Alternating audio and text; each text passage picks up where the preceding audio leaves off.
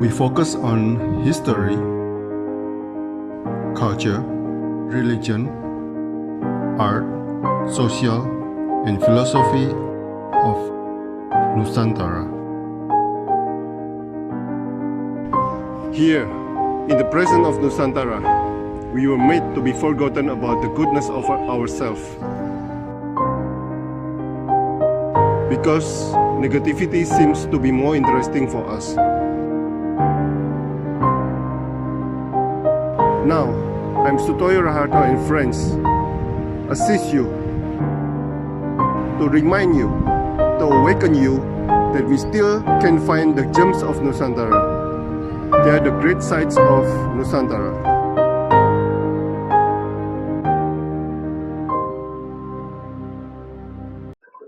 Selamat sore, Eda Magdalena, seorang fighter di Larantuka. Oke.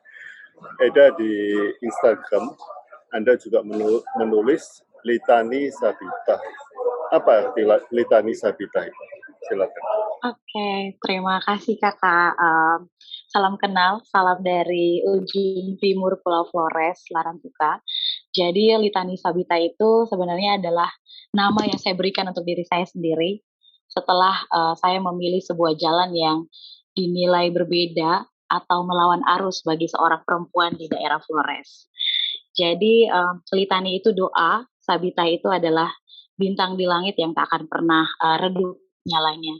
Jadi saya memaknai dan menyemangati diri bahwa doa yang tak pernah menyerah itu adalah kekuatan untuk bintang itu terus bercahaya di langit dan tidak akan pernah pudar. Jalan apa itu yang dipilih sehingga Anda menulis fighter? Oke, jadi sampai akhirnya milih kalau saya itu adalah fighter atau petarung sebenarnya. Seperti yang tadi sudah saya sampaikan sedikit bahwa pilihan berkarya di daerah Flores yang budaya patriarkinya masih sangat kuat, di mana kesempatan bagi perempuan untuk berkarya di publik itu masih sangat terbatas, itu membuat saya itu harus menjadi petarung sebenarnya. Jadi pilihan itulah yang membuat saya harus mampu melawan arus dengan tetap mempertahankan apa yang saya cita-citakan untuk diri saya, tapi juga daerah saya.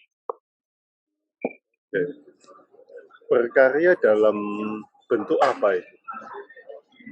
Oke. Sebelum sampai ke situ mungkin saya boleh sharing sedikit. Jadi sebenarnya saya dari kecil itu lahir dan besar di Larantuka dengan budaya Lama Holot, perpaduan Lama Holot dan Melayu Larantuka yang cukup kuat. Lalu memutuskan merantau ke Jawa ketika kuliah. Jadi saya kuliah di Jakarta, jurusan Teknik Planologi, Perencanaan Wilayah dan Kota di Universitas Trisakti. Setelah selesai studi, sempat mengalami beberapa pekerjaan di sana, lalu kerinduan dan rasa ingin mengabdi kepada tanah kelahiran, kampung halaman itu sangat besar. Sehingga saya pulang. Tapi di dalam kepala saya tidak berpikir untuk mengikat diri pada satu lembaga atau menunggu tes PNS. Karena bagi orang timur ini yang terjadi, bahwa banyak orang muda seusia saya hari-hari ini membawa pulang ijazah dan tidak mengisi waktu dengan banyak hal, tapi menunggu tes PNS yang sebenarnya formasinya belum tentu bisa diisi oleh dia atau basic studinya. Sehingga saya akhirnya menjadi seorang freelance, lalu juga sedang fokus kepada sebuah lembaga arsip dan kajian sosial budaya. Ini sebuah lembaga yang diprakarsai oleh keluarga, saya dan bapak. Dan dari apa yang kami punya, apa yang ada, lalu kami mulai mengarsipkan dokumen-dokumen penting tentang Flores Timur. Lalu saya juga suka pada anak-anak, jadi kami bikin roadshow dongeng, mendongeng dari desa ke desa, juga membawa buku, jadi kami mendongeng tapi juga membuat lapak baca. Alasannya sederhana, saya pribadi dan juga teman-teman yang terlibat ingin anak-anak di daerah Flores utamanya, Flores Timur, bisa menjangkau buku-buku berkualitas. Karena tidak semua buku yang sampai ke anak-anak itu bagus gitu. Dan saya mau saya yang bisa baca buku bagus ini juga adik-adik juga harus bisa lebih dari saya dan teman-teman.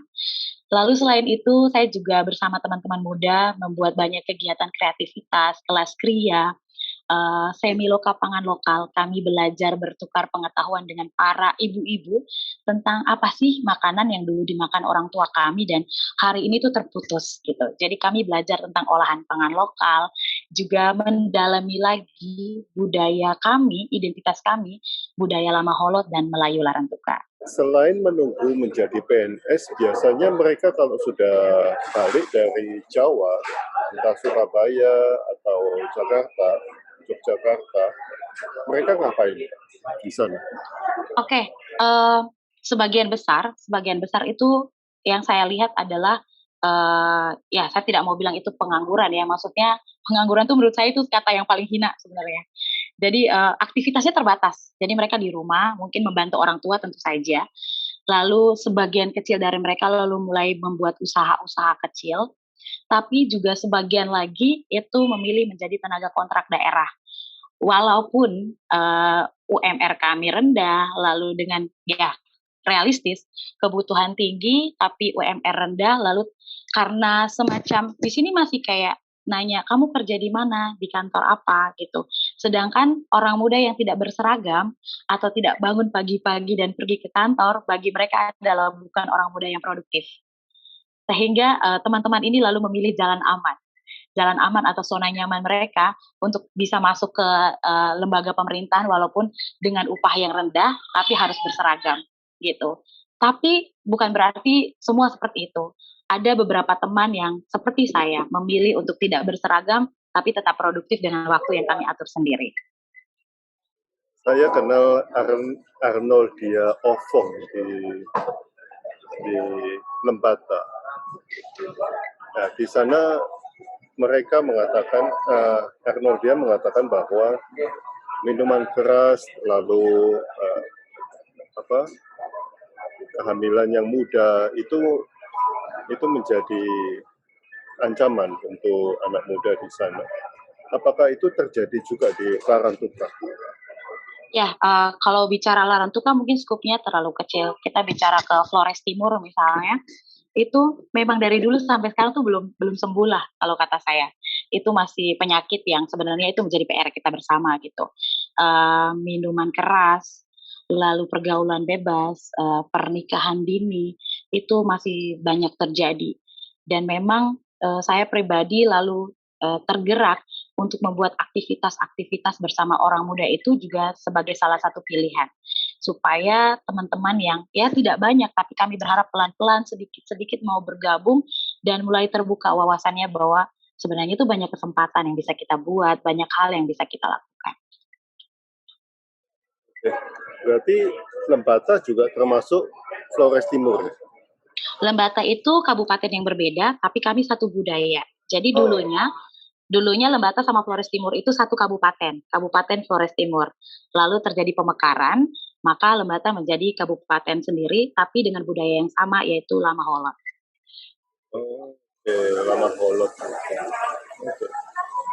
Nah, sekarang saya masuk ke Lama Holot, Melayu Larantuka. Lama Holot itu nama kabupaten. Lama Holot itu nama kebudayaan. Jadi sebuah nama kebudayaan. Ya, semacam kalau orang bilang budaya Sunda atau Jogja atau Jawa gitu. Nah, kalau di kami daerah kami itu budaya Lama Holot.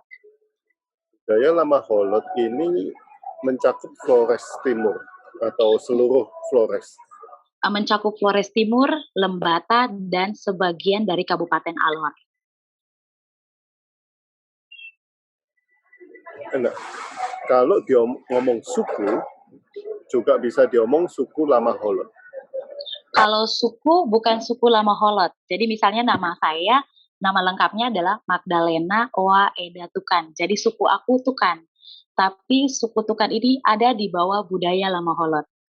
Budaya Lama Holot itu seperti payung untuk suku-suku tersebut. Oke. Nah, ini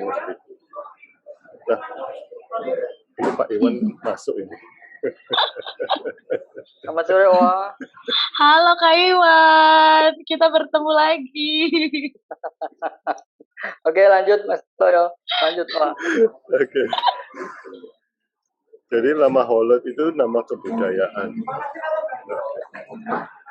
Pernah tahu Lama Holot ini kebudayaannya apakah ada hubungan dengan apa Ternate Tidore atau termasuk mana ini Papua atau termasuk ini Austronesia. Oke, jadi budaya Lama Holot sendiri itu sebenarnya adalah budaya asli yang ada di wilayah kami. Sedangkan budaya yang sudah ada perpaduannya atau percampuran itu disebut budaya Melayu Larantuka. Jadi memang di Kabupaten Flores Timur itu satu kabupaten ini terdiri dari dua kebudayaan. Kebudayaan yang besar adalah kebudayaan Lama Holot, sedangkan kebudayaan yang lebih kecil adalah budaya Melayu Larantuka. Nah, Melayu Larantuka ini sebenarnya terpengaruh dengan Melayu di beberapa daerah yang lain dan juga Portugis. Dari cerita sejarah yang kami dapat, juga tutur dari para orang tua, Melayu Larantuka itu perpaduan dari Melayu, orang asli di sini, Larantuka, dan juga Portugis. Karena cukup lama Portugis di tempat kami. Oke, sebentar. Saya harus pilah satu persatu ini.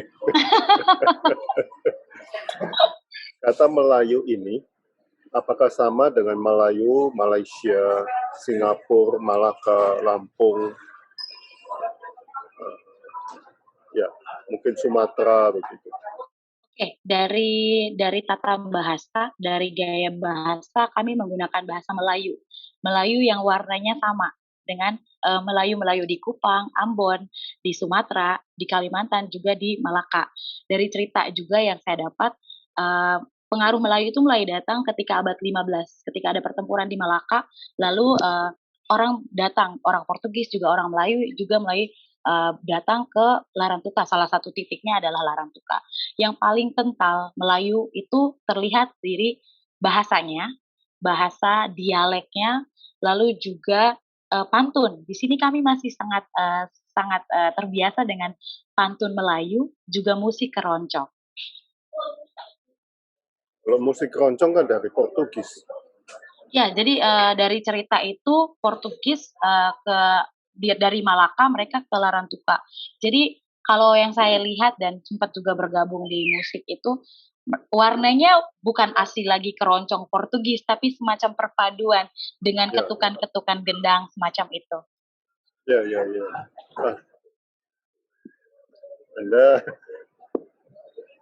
jadi budaya Lama Holot ini sudah lebih tua daripada abad 15 dong.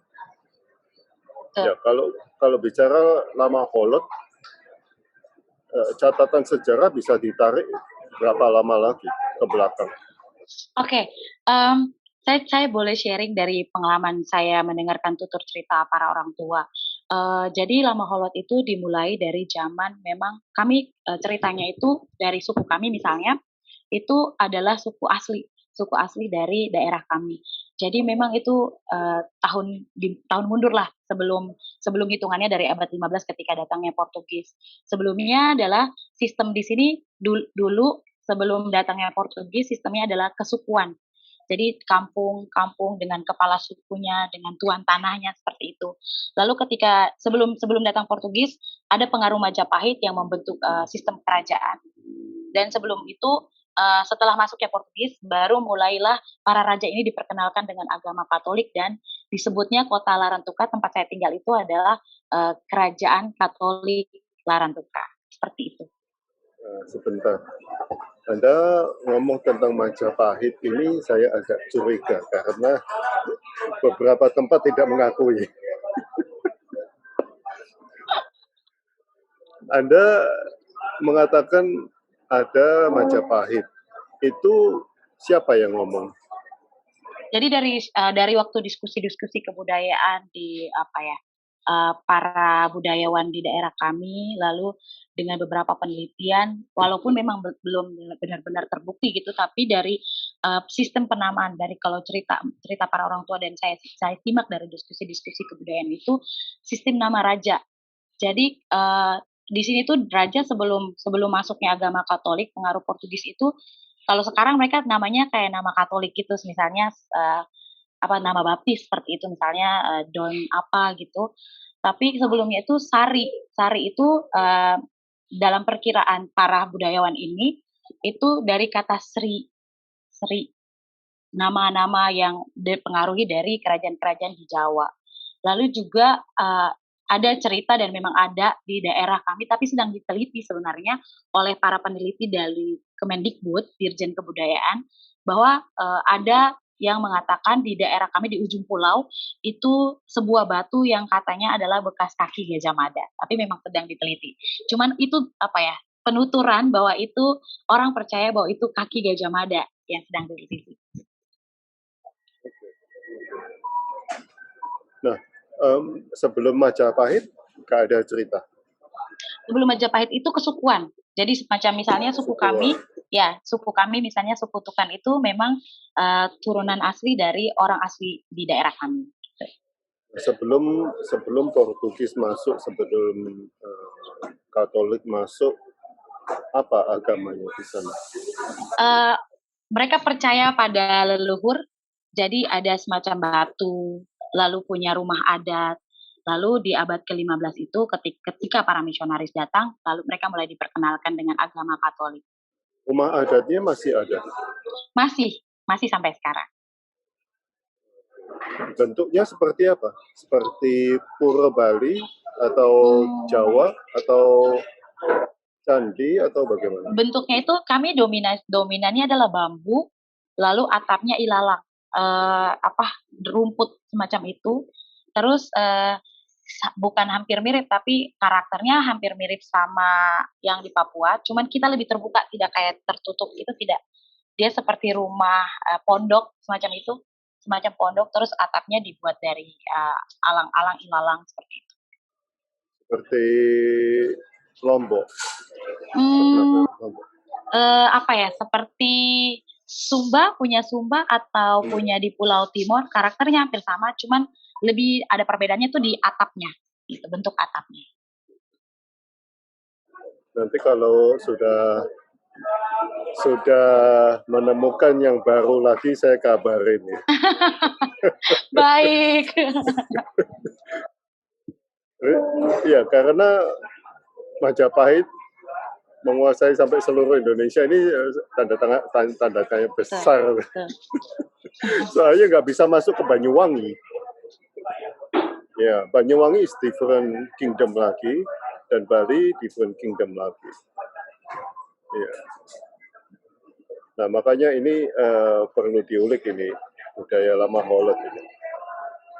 Nah, Melayu Larantuka. Nah, Larantuka ini berarti daerahnya ya, nama daerah ya? Iya, betul, nama kota. Oke. Nama Holot, Melayu, Larantuka. Berarti ada kebudayaan Melayu. Nah, tadi saya mau tanya, ada raja-raja Katolik, betul? Betul. Pakai nama Spanyol, pakai nama Portugis. Iya, semacam nama Portugis, lalu ada nama kekatolikannya, nama-nama baptis. Jadi wajib ada nama baptis, lalu marganya itu marga yang masih ada warna-warna Portugis. Misalnya, kalau untuk turunan raja sendiri di kota Larantuka itu, nama sukunya adalah Dias Vieira de Godinho, disingkat DVG. Jadi kalau di sini kita tahunya misalnya nama bapak ini terus ada DVG-nya, kami tahu bahwa itu turunan Raja Larantuka. Seperti itu. Beda Margarina DVG. Kapal DVG. Bukan, ya. Suku Tukan. Nah, ada berapa raja di sana? Kalau raja secara turunan saya belum terlalu tahu, tapi sebenarnya sistem kerajaan dalam arti bahwa kami mengakui raja itu di raja sebelumnya. Sekarang ini anak-anaknya raja, cuman memang sudah tidak ada sistem kerajaan, tapi dalam beberapa acara adat atau upacara yang terjadi di wilayah kami, itu beliau masih punya tempat untuk tetap berperan. Nah, sebelum raja-raja Katolik ini, raja itu di sana dinamakan apa?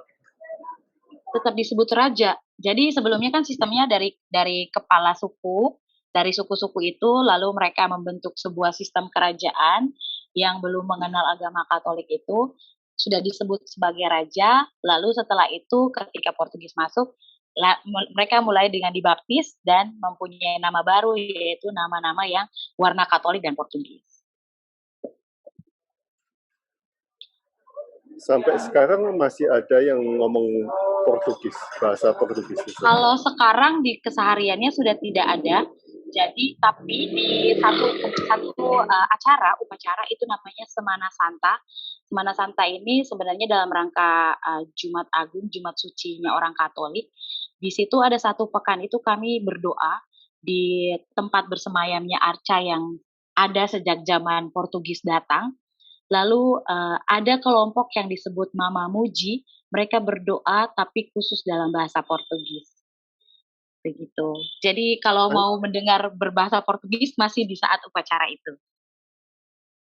Masih banyak yang mempraktekkan Mama Muji itu masih banyak. Masih banyak dan kami misalnya anak muda yang seusia saya juga mulai bergabung untuk juga tetap mempertahankan budaya dan kebiasaan itu gitu. Jadi kami juga ikut belajar, diberikan semacam buku doa dalam bahasa Portugis dan mengikuti upacara tersebut. Segitunya ya. Nah, selain bahasa, apakah masih ada makanan Portugis atau kalau keroncong ya Portugis sana udah gak ada keroncong, tapi makanan masih ada? Makanan sebenarnya tidak lagi ada. Maksudnya kalau di angkatan kami, di masa kami itu sudah tidak lagi gitu. Lebih kepada makanan lokal, misalnya olahan umbi-umbian, lalu jagung dengan sorghum di sini gitu. Nah, Anda menulis bahwa Anda adalah fighter tank. Apa yang di fight di sini? Sebenarnya tadi aku udah ngejawab sedikit. Yang di fight adalah sebenarnya ini sedikit yang lain. Sisanya.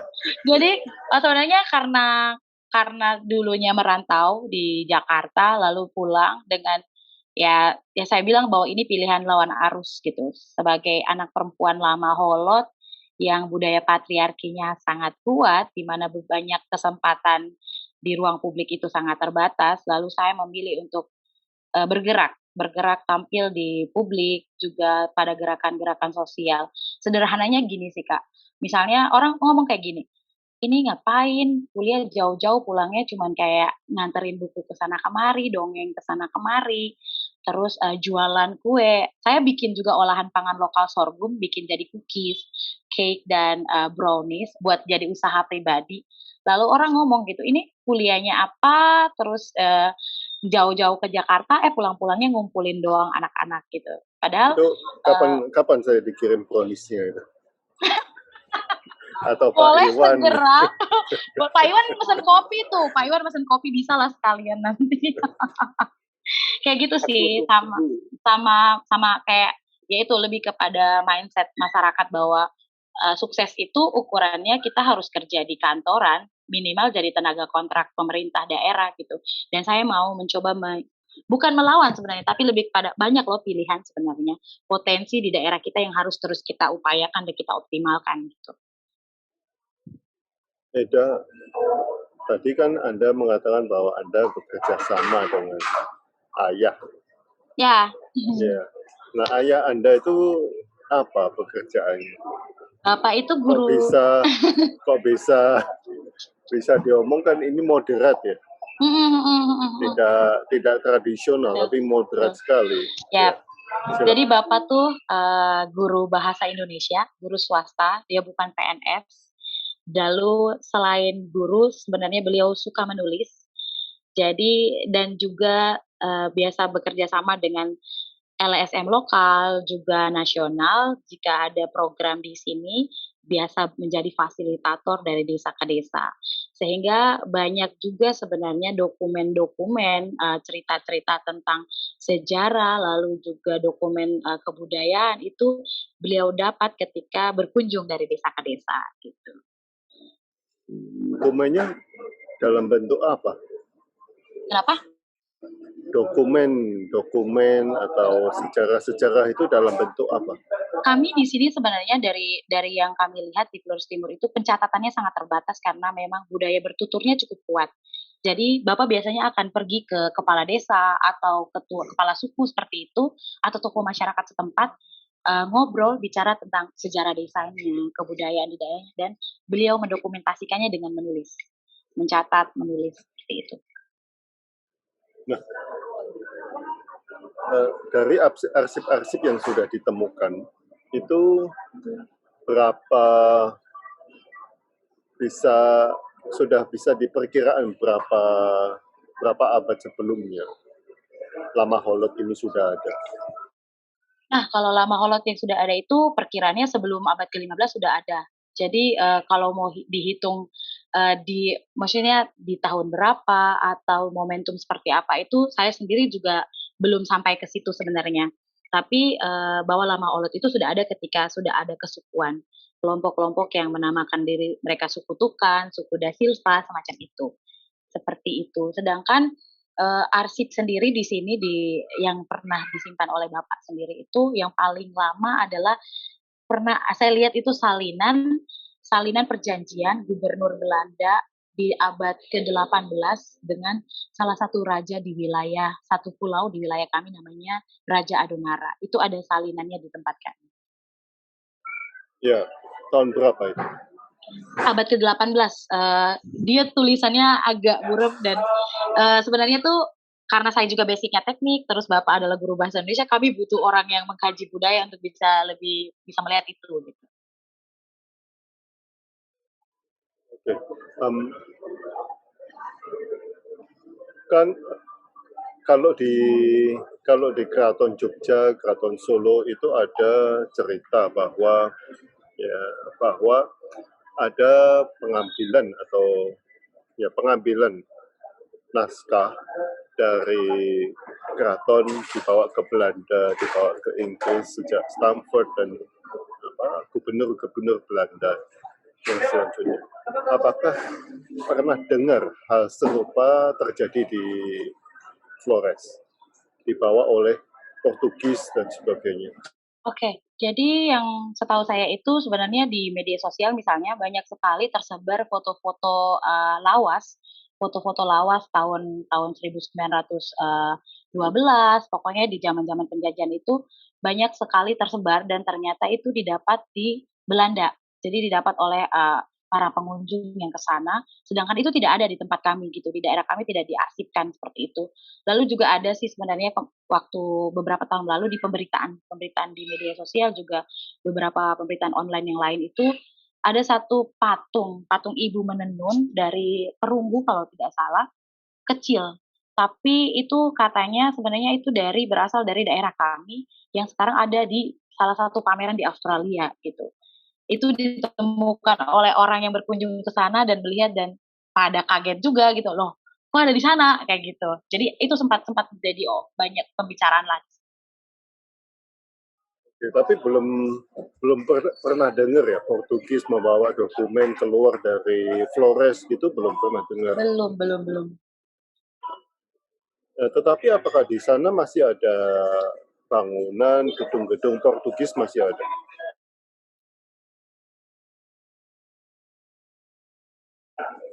Kalau jadi itu benteng tapi tidak ada bukan di kota Larantusanya, tapi adanya di pulau wilayah lain. Jadi ada 2 benteng yang menjadi peninggalan. Lalu juga sebenarnya kalau bangunan lebih banyaknya kebudayaannya sih, maksudnya kayak ritus-ritus, ritual-ritual keagamaan seperti itu yang salah satunya adalah Semana Santa.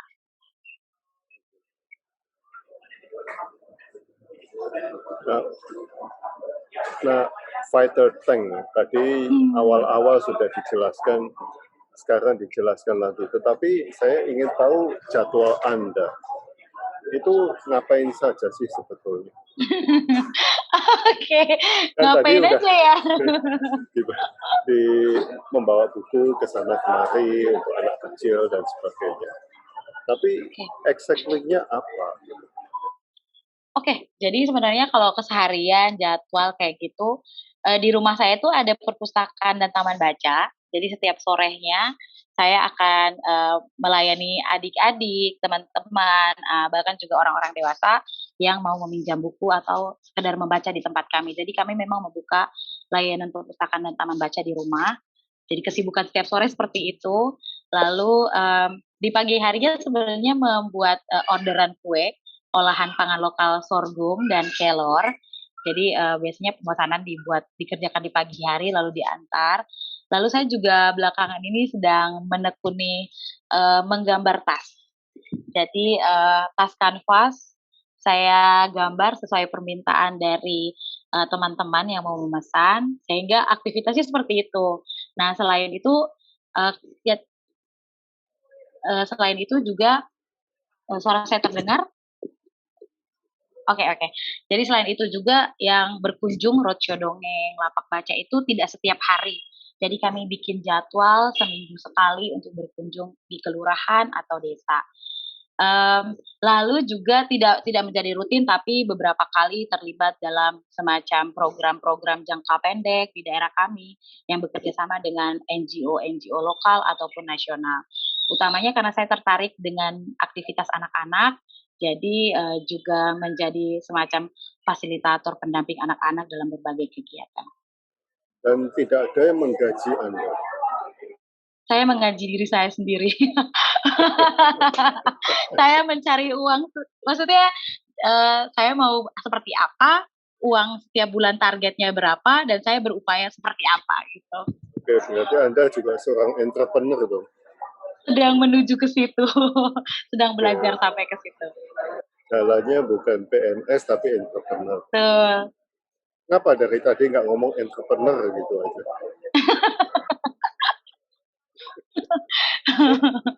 Bisa ngomong pengusaha atau bos juga bisa kan? Saya dikasih tahu Pak Iwan, saya buka Instagram. Saya lihat kegiatannya, apa sih ini sebetulnya kok muter-muter apa ya? Social worker bukan, tapi apa gitu. Saya mengerti.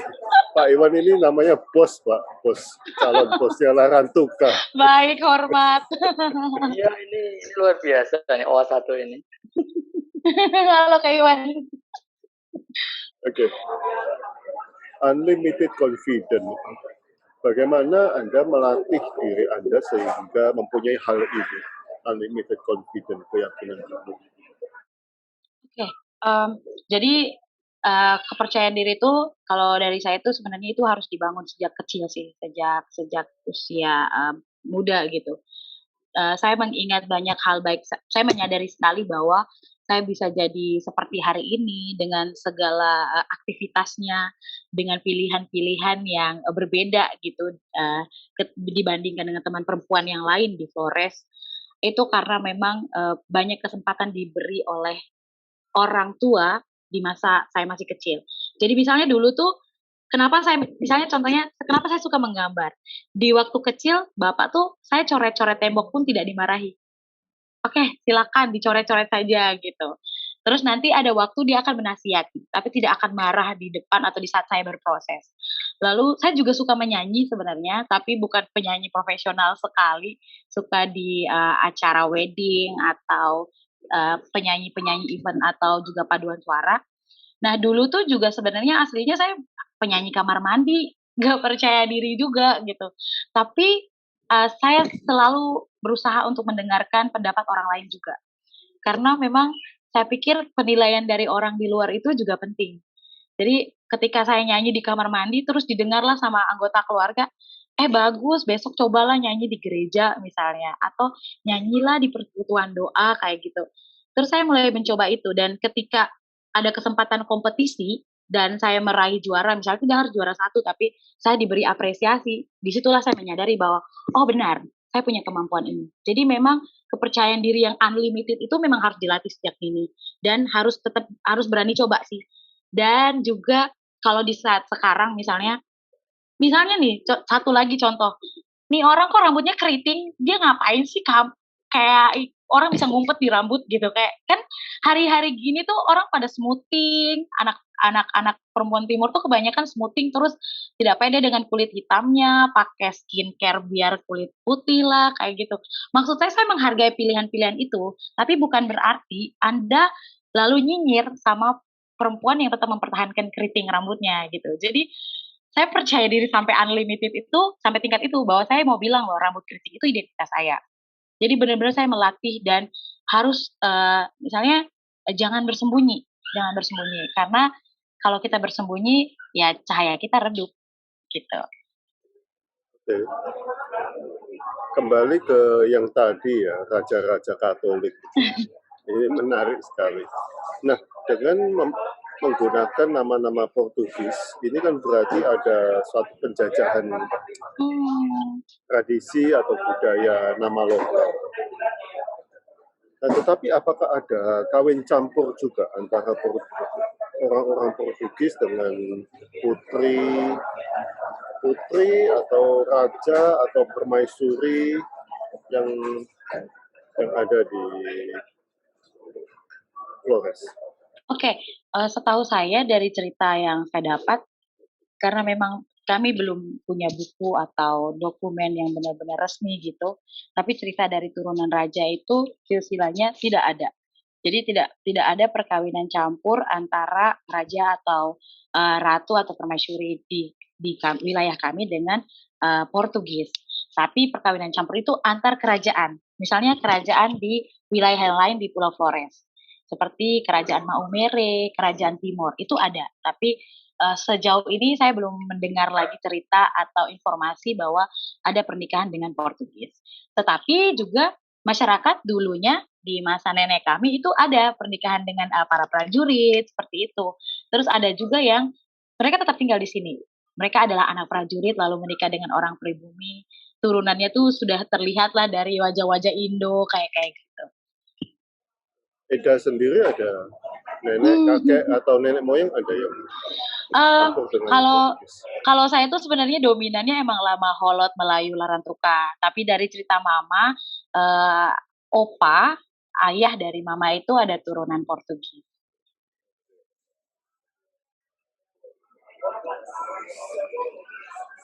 Saya agak curiga apakah ada hubungan Ternate Tidore dengan Flores. Kalau secara pribadi saya sendiri tidak terlalu Belum tahu. tahu ya, tapi saya informasi terakhir yang saya dengar itu, teman-teman dari Dirjen Kebudayaan khususnya mereka sedang membuat program jalur rempah, yang salah satu jalurnya yang terhubung adalah Ternate, Tidore, juga, Larantuka. Jadi di masa jalur rempah dulu itu Larantuka adalah salah satu titik atau pelabuhan yang disinggahi. Karena Raja Tidore itu menguasai sampai Australia. Jadi mereka juga punya tenun yang sekarang hilang di sana. Itu mereka punya tenun yang sampai ke pulau-pulau kecil dekat Australia. Itu mereka masih mengatakan rajanya Tuku apa. Dan makanya sebab itu dari tadi saya tanyain nama raja, istilah raja itu apa di sana di Flores. Karena kejayaan Tidore masih diakui sampai ke Australia sampai sekarang ini. Dan itu menguasai Indonesia Timur ya, sampai Papua dan sebagainya. Oke, sekarang apa arti Wato Wika Kajo Rasa Bongka Batu Wakil Duri? Oke, jadi Watowika Kajo Rasa, Bongka Batu, Wokaduri itu sebenarnya sebuah filosofi dari suku kami. Jadi saya memang sengaja menuliskan itu sebagai bentuk bahwa ini identitas saya gitu. Jadi kalau di cerita sejarahnya dan mitologi juga, di kota Larantuka, di daerah wilayah Larantuka itu ada sebuah gunung namanya Ile Mandiri. Ile Mandiri ini punya orang asli, jadi manusia asli di sana yang dulunya secara cerita itu adalah orang berbentuk orang utan, wujudnya seperti orang utan. Lalu itu turunan kami dan turunan dari orang hutan yang orang asli dari gunung ini adalah suku kami, suku Tukan. Filosofi atau semacam identitas itu dari istilah Watowika Kajorasak, itu semacam bahasa mantra dari bahasa lama Holot, tapi kalau diartikan secara garis besarnya itu kami adalah orang-orang yang lahir dari batu yang terbelah, batu dan kayu yang terbelah. Artinya batu dan kayu yang berasal dari gunung ini, gitu. Seperti itu. Dan bongka batu Wokaduri itu pakai bahasa Larantukanya. Jadi kalau yang tadi bahasa Melayu, bahasa lama Holot, sedangkan bongka batu Wokaduri itu bahasa istilah dalam bahasa Melayu Larantuka, artinya orang yang membuka jalan, orang pertama yang membuka jalan. Itu semacam identitas suku. Oke, dan cerita itu dari orang Flores sendiri ya? Ya, itu cerita yang selalu diceritakan kepada kami anak-anak ketika ada upacara adat. Jadi ada semacam upacara adat di suku kami di setiap tahunnya, dan para tetua atau kepala suku dia akan bertutur semacam mendongeng supaya kami tetap ingat dan kami juga tahu asal kami. Interesting sekali. Saya nambah pertanyaannya. Jadi di sana masih ada upacara adat. Betul. Oke. Dipimpin oleh Dari kepala suku. Jadi di sini banyak sekali suku, salah satunya suku kami, dan setiap suku itu punya waktunya sendiri atau upacara adatnya sendiri. Nah, misalnya kayak kami itu upacara adatnya 1 tahun 1 kali, di mana kami berkumpul mendengarkan cerita, lalu semacam memohon restu dari leluhur untuk semua kerja kami, karya kami, aktivitas kami setiap hari. kepala suku itu dinamakan apa? Kalau di acara kami itu sebenarnya kami bilangnya semacam kalau bahasa Indonesianya bilangnya reuni suku atau tutuk koda. Jadi misalnya orang akan duduk lalu mendengarkan cerita-cerita semacam itu. Sebenarnya istilah dari setiap suku itu hampir sama karena bahasa yang digunakan adalah bahasa lama Holot untuk dalam upacara adat. Itu kepala sukunya biasanya kita manggil apa? Bapak suku. Kalau Bapak kami suku. manggilnya Bapak suku. Nah, berarti satu suku satu marga. Iya, betul. Satu suku, satu marga. Misalnya suku Tukan berarti marganya Tukan. Seperti itu. Berarti itu marga tuh, bukan suku. Iya. Ya. Kalau kami di sini tuh bilangnya suku sama marga tuh sama. Jadi kayak pemahamannya tuh sama aja gitu. Tapi sebenarnya aktivitas suku dan marga. Jadi kalau di keluar orang nanya, marga kamu apa gitu. Kami bilang marga. Kita biasanya menggunakan kata suku seperti itu. Nah, ada berapa marga di sana? Banyak sekali dan itu artinya belum dicatat secara detail. Misalnya di daerah kami Larantuka itu sukunya tuh puluhan, bahkan lebih dari 100 gitu. Jadi ada suku yang benar-benar suku lama Holot, misalnya Tokan, Kean, semacam itu Tukan, lalu Betan. Tapi ada juga suku yang sudah terpengaruh Melayu Larantukanya, misalnya Fernandes, Da Silva, Dias, seperti itu. Ada suku-suku baru juga ya. Ya bukan baru ya, suku-suku campuran. Iya, betul, suku-suku campuran lebih tepat. Nah, ada nggak suku yang hampir hilang? Atau Suku marga yang hampir hilang.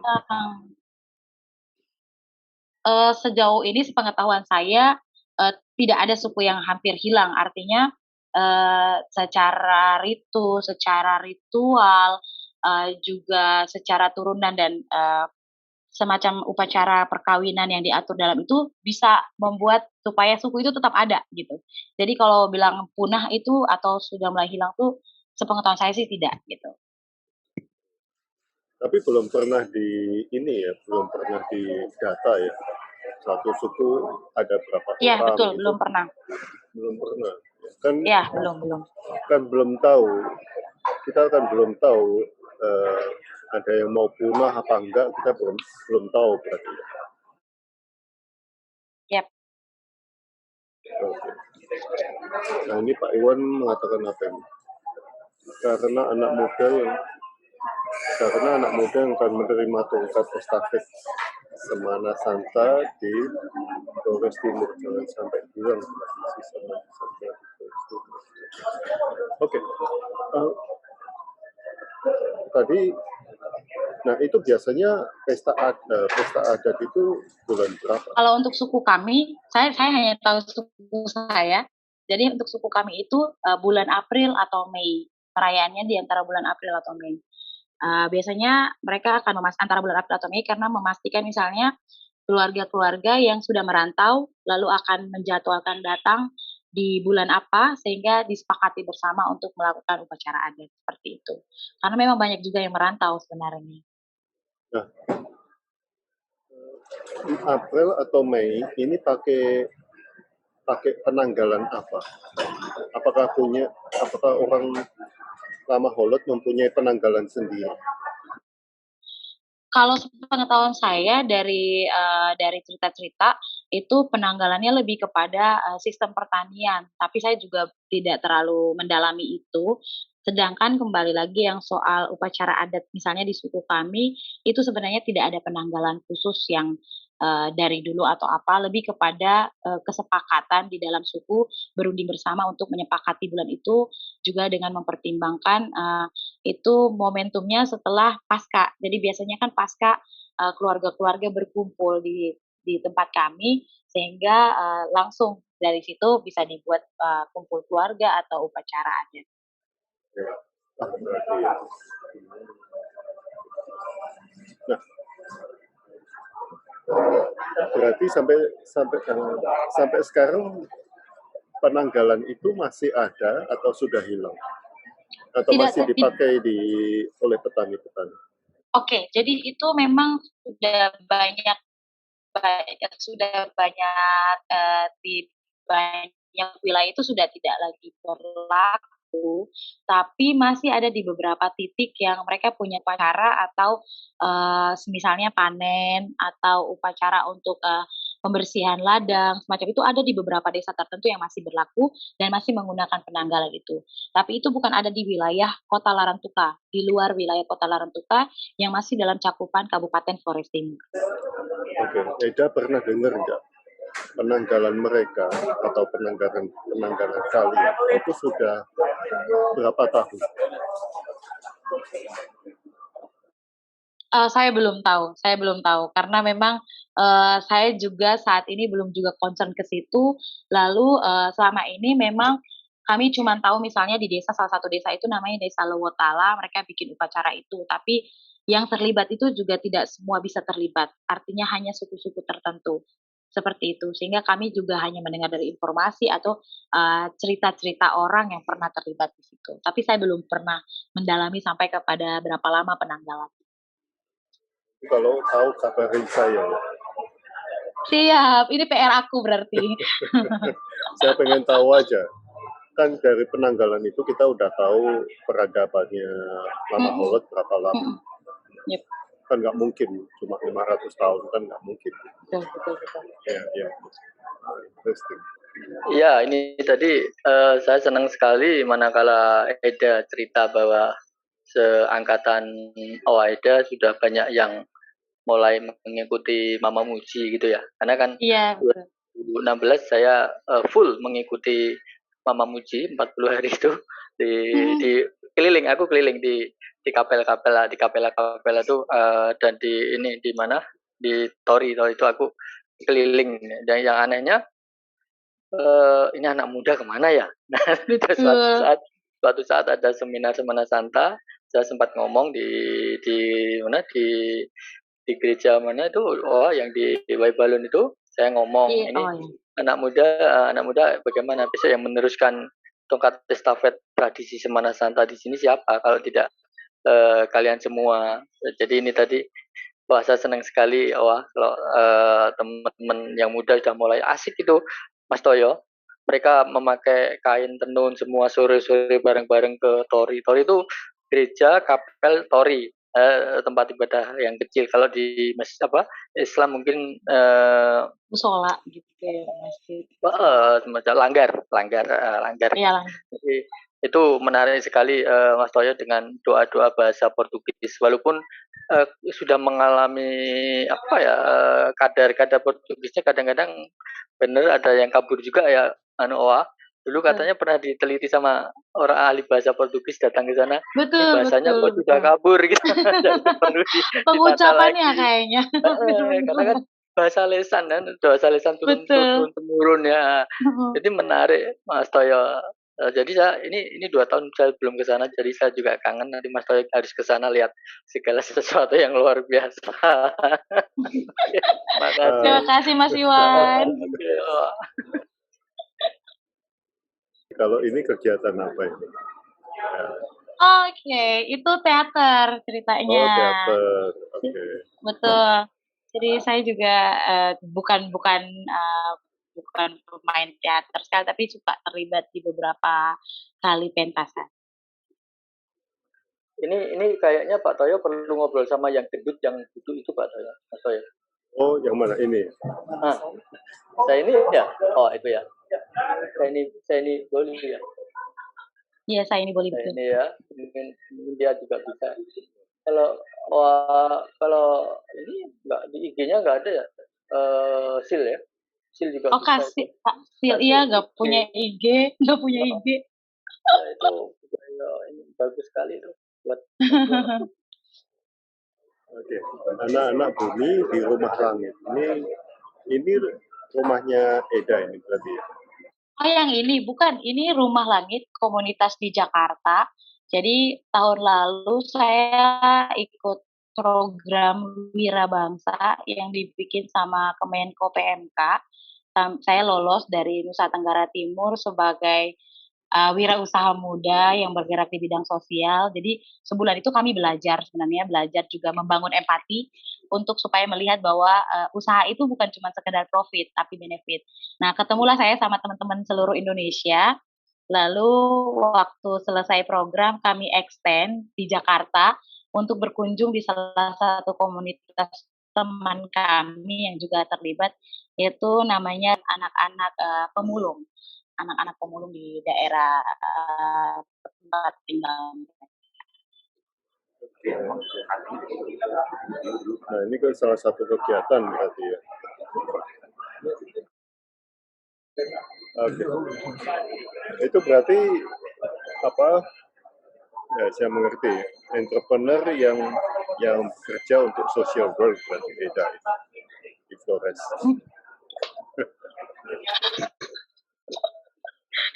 Oke. Terima kasih Eda untuk waktunya, untuk sharingnya. PR saya jangan lupa ya. Terima kasih.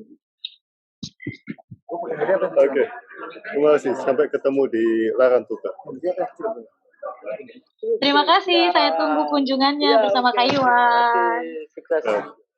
Sehat selalu. Jaga kesehatan semua. Oke, terima kasih.